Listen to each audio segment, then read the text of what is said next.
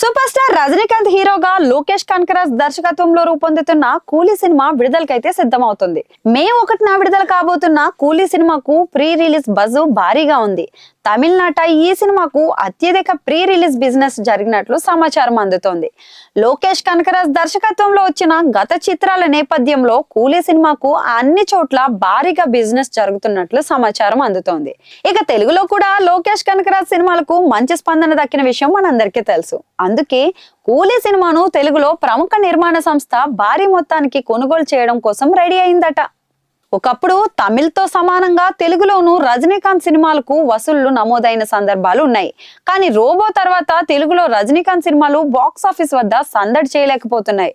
తమిళ్లో భారీ విజయాన్ని సొంతం చేసుకున్న సినిమాలు సైతం తెలుగులో ఒక మోస్తరు వసూళ్లను నమోదు చేయడంలో విఫలమయ్యాయి.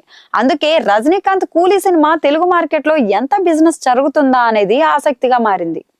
ఇక కూలీ సినిమాకి దర్శకుడు లోకేష్ కనకరాజ్ దర్శకత్వం వహించడంతో పాటు టాలీవుడ్ కింగ్ నాగార్జున కీలక పాత్రలో నటించడం వల్ల ఆసక్తి కూడా పెరిగింది. తెలుగు హీరో నాగార్జున నటించిన సినిమా కనుక కూలీ సినిమాకు తెలుగు మార్కెట్ లో సహజంగానే భారీగా బజ్ క్రియేట్ అవుతుంది. అంతేకాకుండా రజనీకాంత్, నాగార్జున, ఉపేంద్ర, షాబిన్ షాహీర్, శివకార్తికేయన్ ఈ సినిమాలో నటించడంతో భారీ మల్టీ స్టారర్ మూవీగా ప్రచారం అయితే జరుగుతుంది. కనుక తెలుగు మార్కెట్ లో భారీ ఎత్తున బజ్ క్రియేట్ చేయగలిగింది.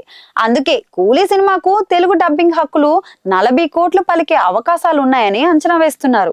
ఇక సినిమా విడుదల సమయంకు ప్రమోషన్స్ తో బజ్ పెంచి నాగార్జున పాత్రను మరింత బలంగా చూపించే ప్రయత్నం చేస్తే ఖచ్చితంగా సినిమాకు తెలుగు మార్కెట్ లో మరింత రేటు పలికే అవకాశాలు అయితే ఉన్నాయని అంటున్నారు. శృతి హాసన్ హీరోయిన్ గా నటిస్తున్న ఈ సినిమాకు అనిరుద్ రవిచంద్రన్ సంగీతాన్ని అందిస్తున్నారు.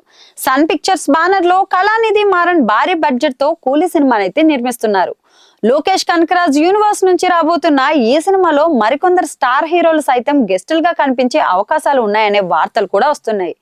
మరి ఆ హీరోలు ఎవరు అనేది త్వరలో క్లారిటీ ఇచ్చే అవకాశాలు అయితే ఉన్నాయి.